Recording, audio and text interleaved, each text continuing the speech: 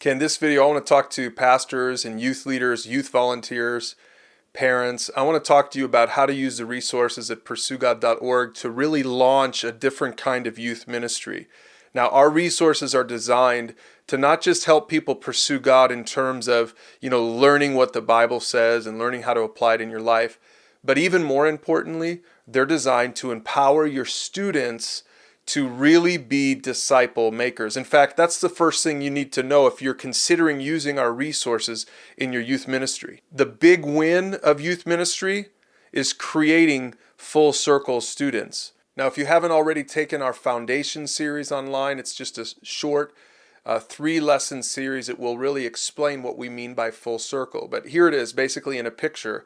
A full circle student is someone who trusts Jesus for salvation, who honors God in everyday choices and lifestyle, and then is someone who goes on and helps other people by mentoring them, helps other people to pursue God. So this is what we mean by full circle. And so the big win of youth ministry, in my book, if you're going to use our resources online, and all the resources are free, but the big win is to get a student not just to trust Jesus. I hope you've got kids that are coming to faith through your youth ministry. And not just to honor God. I hope you have kids that are honoring God and living sanctified lives and really learning how to live in the world but not be of the world, right?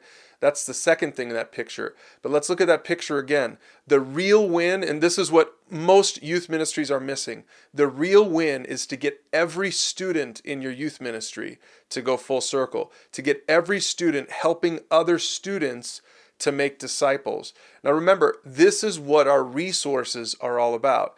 It's all about equipping regular people, not just the leaders, not just your youth leaders.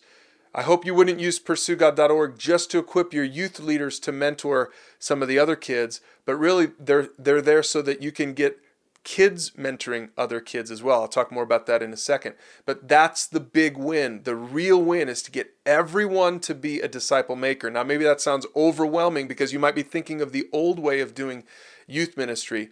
But the tools at PursueGOD.org are super simple for really making that a reality. So that means midweek services, missions trips, all-nighters, other events that you might put on for your kids. All of those things should support the big win. In most youth ministries, you put all of your time and energy into those big events. And what you end up doing, and you don't mean to do this, but what you end up doing is you end up creating a bunch of students who are consumers. So what you're teaching them to do is to come to this event where the youth pastor or youth leaders are going to come and give them food and have lots of fun and preach a great message, and you got worship and all this other stuff. Again, I'm not trying to say those things are bad. Those things are great. Hey, more power to you. If you have the resources at your church to create big events that draw lots of people where kids have fun, that's all wonderful. Students need those energizing events. But don't forget, all of those events in a Pursue God youth group, all of those events support the big win. In other words, if you're putting on those events week after week, month after month, year after year, but you're not connecting more students into mentoring relationships with other students, because that's the big win. The big win is to get your students to mentor other students, and the tools help you to do that. If you can get students mentoring other students, then you're really winning because everyone's growing and learning, and everyone becomes a leader, and everyone becomes a disciple maker. So if all of your events are done just for the sake of the events, then I think you're really missing the point. In our mind, those events, all of those events are designed to, yes, have fun, to create environments for people to connect, but they should be like funnels. So youth leaders, youth pastors, you should be thinking about, okay, are we connecting students once they come to these events? Are we connecting them into these mentoring groups, either led by a leader, an adult leader, or a student leader? Because once you start doing that, then you really start winning with your big events. All right, so how do you start? Well, you start with your own mentoring tree. It really is simpler than you think. If you haven't gone through mentor training, make sure that you go through that so that you can see how to use the resources in our library to mentor somebody. So if you're an adult leaders, let me just give you a simple strategy for this. Adult leaders mentor upperclassmen. And you create a mentoring tree. Adult leaders create a mentoring tree. One adult leader has maybe a group that you're going to mentor or a few people that you're going to mentor. learn how to mentor with the resources. Again, mentor training is great for that. And then start mentoring the people in your tree. Just a few people in your tree. Don't try to mentor everyone in the youth group. That's not the point. The point is that you mentor a few. You'll learn this in mentor training. And then you teach and equip those few, so maybe those upperclassmen, to go mentor some lowerclassmen. And pretty soon you start creating a mentoring culture throughout your whole youth group. And again, the resources are really simple. If you don't know how to use the resources, they truly are super simple for everyone to use in your youth group. But you start being strategic about this, and now pretty soon you're creating a place where everyone is winning because you're empowering people to get in the game and make disciples. Not just of kids in the youth group, but even kids in their school, in their neighborhood, kids at home. Now, you're going to want to strategize a little bit about this.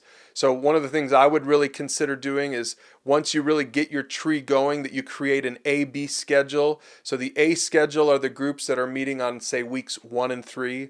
And the B schedule, those are the groups meeting on weeks 2 and 4. And so if you're in a group, if you're leading a group, it might be an A group the first and third weeks of the month.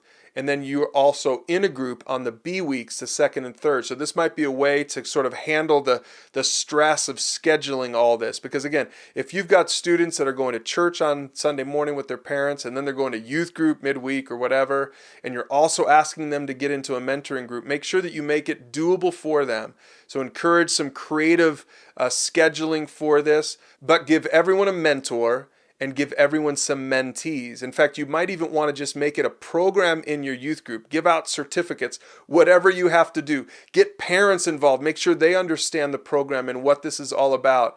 And really wave that banner of mentoring and get your students going full circle. Now, this is just an introduction to our resources, so if you want to learn more about it, just check out some of the links below where I give you some other great series and topics to cover if you want to continue to explore using our free resources in your youth group. And don't forget to use the questions below this to talk about it with the people that you're strategizing with to make your youth group awesome.